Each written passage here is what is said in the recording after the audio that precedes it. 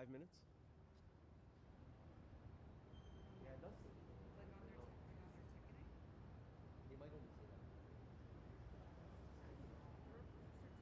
Also trying to think about Going to New Orleans. so what I would take Wednesday.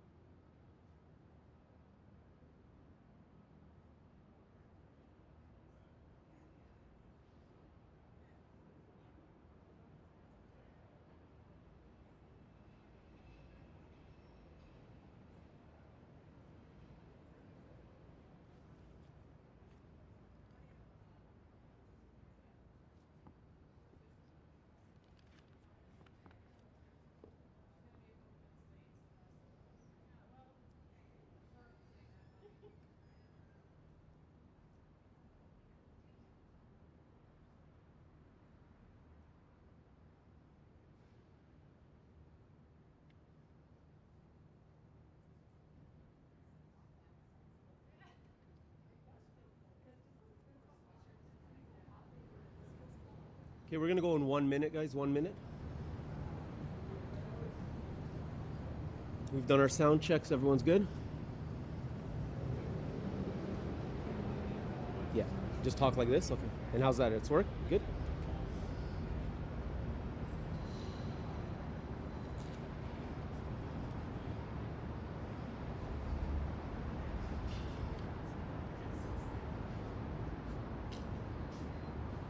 Is he ready? 30 seconds.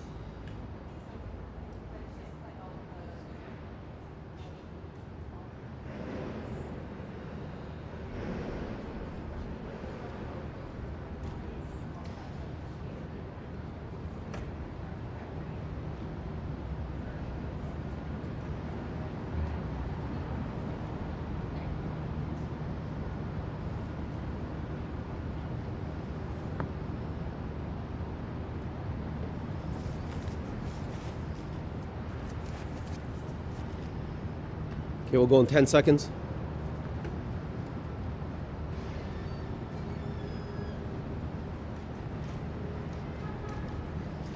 Good morning, everyone. Today, Deputy Chief Rob Johnson will be providing an update on plans for the Toronto Caribbean Carnival Grand Parade and how we're ensuring a safe and happy long weekend. Following the remarks, the Deputy Chief will be available to take a few questions. Deputy Chief? Thank you very much. Good afternoon, everyone. Thank you for being here today. This weekend marks the start of the 2025 Toronto Caribbean Carnival, one of the city's most vibrant and celebrated cultural events. We're expecting large crowds throughout the city, particularly along the parade route and the waterfront. We want everyone to enjoy the festivities safely and responsibly. To support that, the Toronto Police Service will have an increased and visible presence across the city. Our officers will be focused on crowd and traffic management, engaging with the community and ensuring public safety throughout the weekend. We've also implemented a number of safety measures, including hostile vehicle mitigation, to help protect large gatherings and pedestrian spaces. We understand that major events may also draw demonstrations. The service respects the right to peacefully protest, but that right must be exercised in a way that does not jeopardize public safety or interfere with the lawful enjoyment of the weekend by others. In the evenings, we anticipate significant activity in and around nightclubs and restaurants, especially in the downtown core and along the waterfront. We'll have dedicated resources in place during those hours to help maintain safety and respond quickly to any incidences. As always, we encourage both residents and visitors to approach officers with any questions or concerns. We're here to help, and we want everyone to have a safe, respectful, and enjoyable Carnival weekend. Thank you, and I'll take a few questions. I think this is the biggest event that Toronto's seen since the last Vancouver, which obviously was only with fatalities. To what extent has that experience there informed what they're going to be doing this weekend with the weekend of security and changing the roadmap? Yeah, so I'll just correct. We've had Pride since then, and we were prepared for that. So we have a number of strategies in place to make sure that the community is kept safe. There's vehicle mitigation strategies. Our staffing is addressed to make sure we have enough officers there to be able to respond as needed. And we're pretty confident working with our city partners, other stakeholders and agencies to ensure that it's a safe weekend.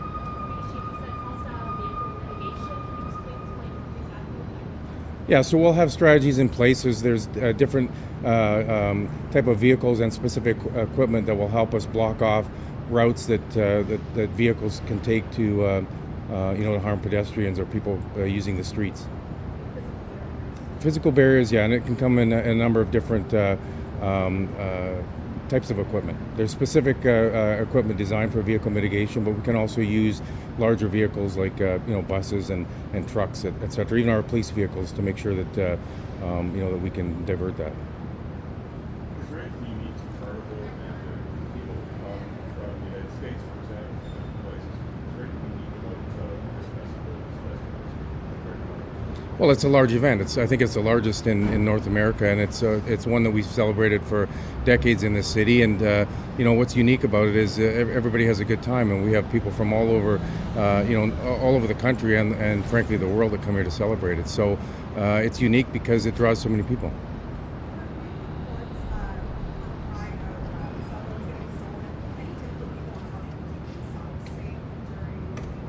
Yeah, listen, anytime you're in public space where there's a lot of people, you got to be mindful of where you're around. Make sure that, if you have children with you, that you keep them in sight, and your personal belongings. Just use, some common sense strategies to make sure that you don't lose your phone. Don't have it hanging out of your pocket.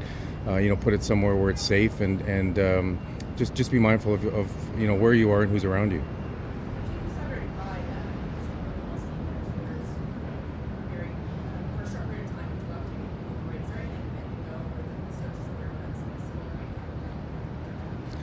Yeah, thank you, Beatrice. There's no credible threat to this event, but we're always diligent to make sure that we are aware of that potential. We plan for that. We will work with the organizers to make sure that the response is appropriate.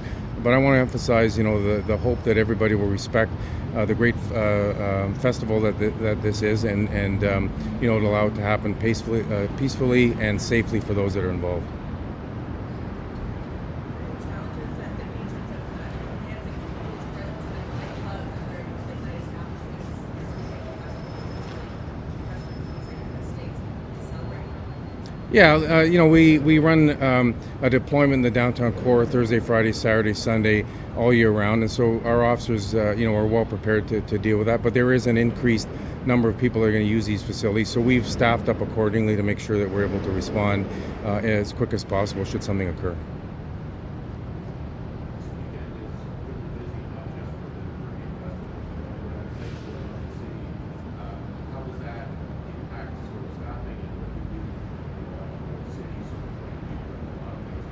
Yeah, listen, I think the carnival itself obviously draws a lot of attention, but this is a large city that, we have daily impacts for a number of events that occur, and we're able to deploy our personnel based on the priority and the intelligence and information that we have. But we're nimble enough to make sure that if something does pop up, we can send officers to respond and provide, make sure that, safety is the primary concern and dealt with. On busy nights in Toronto, 911 times or delayed responses can occur. Is there any changes happening to 911? Anything you can tell people about that? Yeah, I want to reassure the public that we really try our best to make sure that we can answer those calls appropriately. There's the call coming into our comms, and then our officers that then get dispatched to those events. So it's a complicated sort of a formula to make sure that when somebody calls the police that they attend, and I can reassure the public that we are staffed appropriately. What happens sometimes at some of these events is you get multiple callers calling in for one incident, and each one of those things have to be answered. And that causes a challenge. So we're looking at strategies, not only staffing, but technology that will hopefully help with that in the future. As always, we hope that we don't have delays, and we are working actively to try to reduce that. Okay, one more question. Thank you, Deputy. Thank you very much. Have a great weekend, everyone. Thank you.